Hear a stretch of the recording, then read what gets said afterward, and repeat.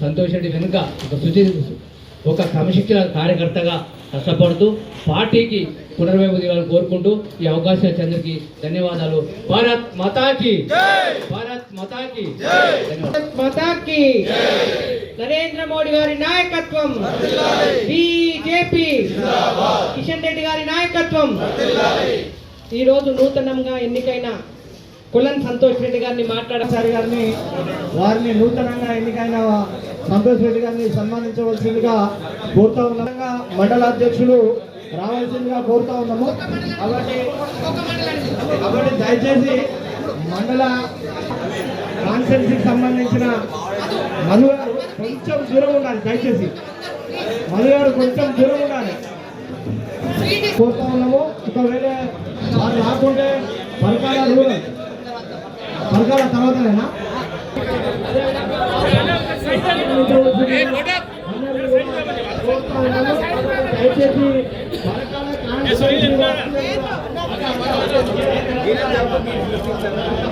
దయచేసి పరకాల కాన్స్టిట్యున్సీ వారందరూ కూడా వచ్చి మండల అధ్యక్షులు, డివిజన్ అధ్యక్షులు కోరుతున్నాం.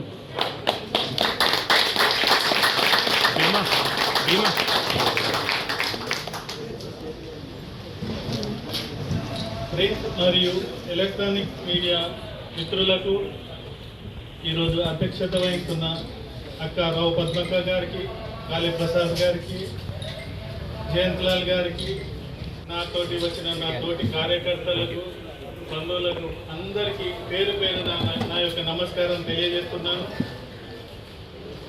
ఇవాళ ఒక పండుగ దినం నా లైఫ్లో ఒకటి అంటే అచీవ్మెంట్ చేసుకున్నట్టు.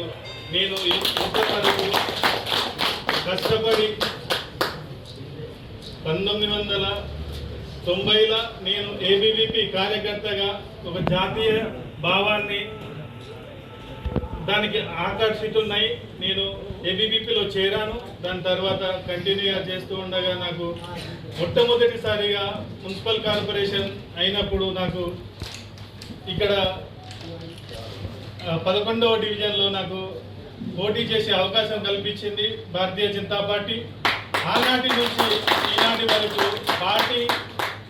పార్టీలో కొనసాగుతూ పార్టీ బలోపేతానికి కృషి చేస్తూ మధ్యలో ఒక 2 సార్లు ఎన్నికలు వచ్చినప్పుడు మళ్ళీ మున్సిపల్ కార్పొరేటర్ దానిలో మంచి అంటే పోటీ ఇస్తూ నేను పోటీ చేసింది గుర్తించి జాతీయ నాయకత్వం కానీ, మా రాష్ట్ర నాయకత్వం కానీ, మా జిల్లా నాయకత్వం కానీ అందరు గుర్తించి ఒక కష్టపడే కార్యకర్తకు మంచి స్థాయి కల్పించాలనే ఉద్దేశంతో, నా మీద నమ్మకంతో నాకు ఇవాళ జిల్లా అధ్యక్ష పదవిని కట్టబెట్టినందుకు నేను అందరికీ, నాతోటి కార్యకర్తలకు కానీ, నా పైన నాయకులకు కానీ అందరికీ పేరు పేరున ధన్యవాదాలు తెలియజేస్తున్నాను.